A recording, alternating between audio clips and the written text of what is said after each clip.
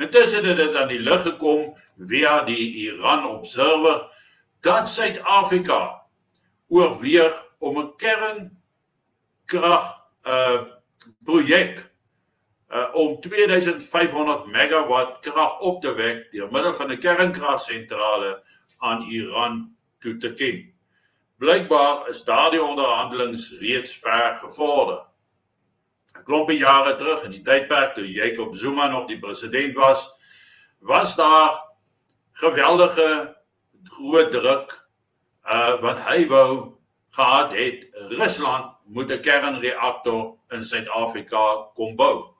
Dit terwyl ons eie wetenskaplikes baie meer gevorderde en veiliger stelsels voorgestel het en ons kon dit self bou, baie werk vir ons mense skep en dit noem dit dan trots Suid-Afrikaans hou. Maar nee,